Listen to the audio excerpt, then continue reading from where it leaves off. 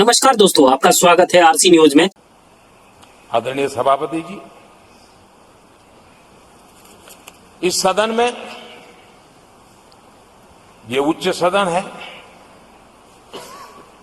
यहां विकास के विजन पर चर्चा होना स्वाभाविक अपेक्षित है, लेकिन भ्रष्टाचार के गंभीर आरोपों से घिरे लोग, ये कांग्रेस वाले भ्रष्टाचारी बचाओ आंदोलन चलाने लग गए हैं बेशर्मी के साथ। जिनको सजाएं मिली है भ्रष्टाचार में, इनके साथ तस्वीरें निकालने में उनको मजा आ रहा है। पहले ये लोग हमको पूछते थे, बातें तो बड़ी करते थे, भ्रष्टाचारियों पर कार्रवाई क्यों नहीं होती है। और जब भ्रष्टाचारी जेल जा रहे हैं तो हंगामा कर रहे हैं, क्या आप लोगों को जेल क्या भेज रहे हो। आदरणीय सभापति जी, यहां चर्चा के दौरान केंद्र की जांच एजेंसियों पर आरोप लगाए गए हैं। जांच एजेंसियों का ये सरकार दुरुपयोग कर रही है, ऐसा कहा गया है। आदरणीय सभापति जी, अब आप मुझे बताइए, भ्रष्टाचार करे आप, शराब घोटाला करे आप, बच्चों के क्लास के बनाने में घोटाला करे आप, पानी तक में घोटाला करे आप, आपकी शिकायत करे कांग्रेस, आपको कोर्ट में घसीट करके ले जाए कांग्रेस, और अब कार्रवाई हो तो गाली दे मोदी को।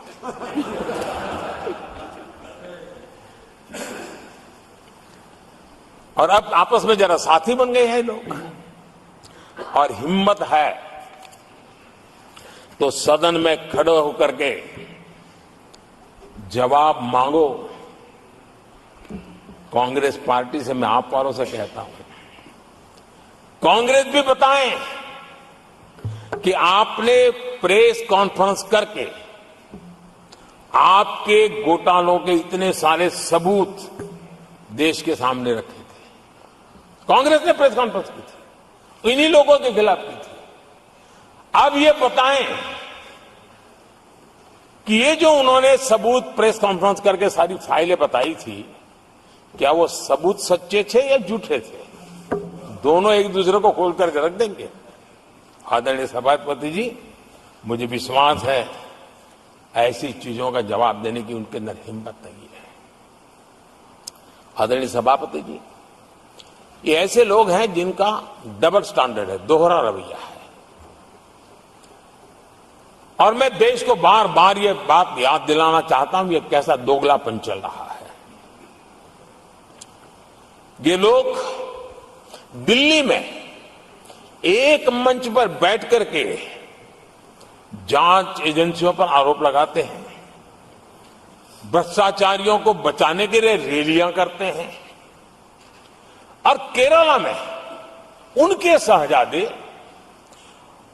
उन्हीं के केरल के एक मुख्यमंत्री जो उनके गठबंधन के साथी है, उनको जेल भेजने की अपील करते हैं, और भारत सरकार को कहते हैं कि इस मुख्यमंत्री को जेल भेज दो।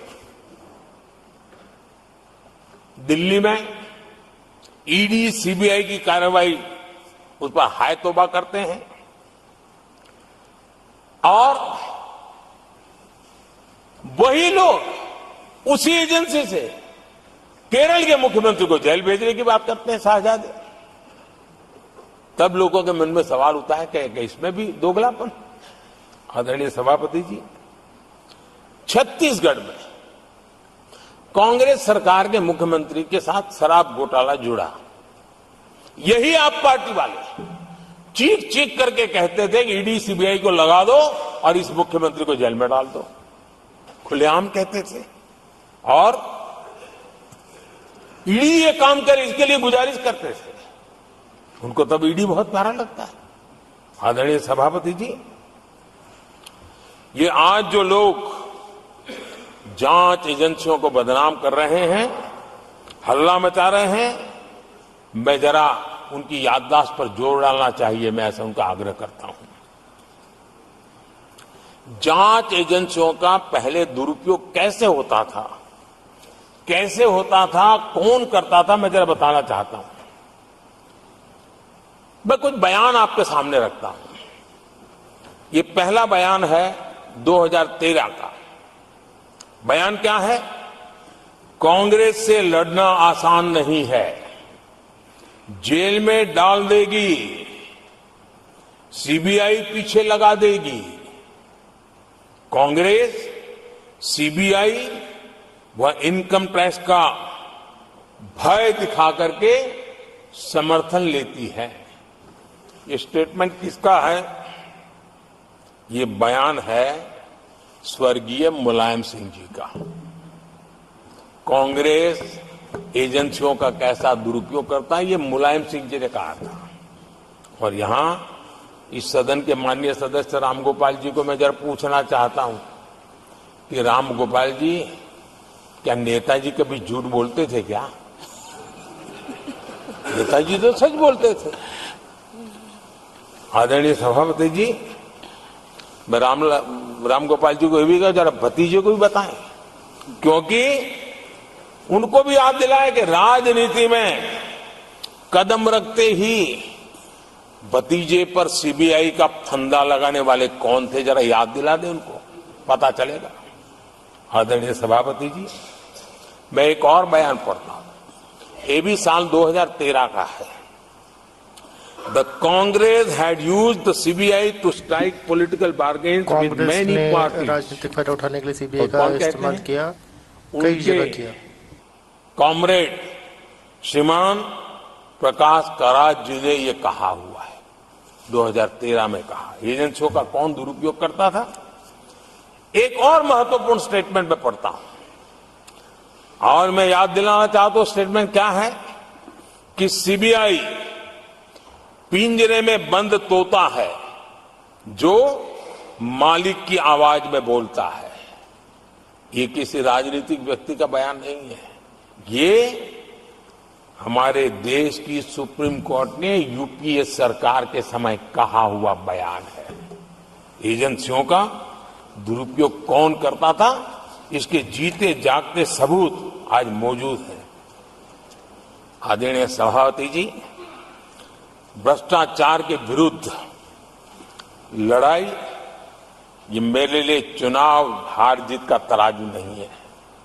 मैं चुनाव हार जीत के लिए, भ्रष्टाचार के लिए लड़ाई नहीं लड़ रहा हूं। ये मेरा मिशन है, ये मेरा कन्विक्शन है। और मैं मानता हूं कि भ्रष्टाचार एक ऐसी दिमक है जिसने देश को खोखला कर दिया है। इस देश को भ्रष्टाचार से मुक्ति दिलाने के लिए, भ्रष्टाचार के प्रति सामान्य मानवी के मन में नफरत पैदा करने के लिए मैं जी जान से जुटा हुआ हूं और मैं इस पवित्र कार्य मानता हूं। आपका बहुत बहुत धन्यवाद दोस्तों, हमारे YouTube चैनल आरसी न्यूज को देखने के लिए। आप ऐसे ही बड़ी खबरों को देखने के लिए हमारे चैनल को सब्सक्राइब और लाइक कर सकते हैं।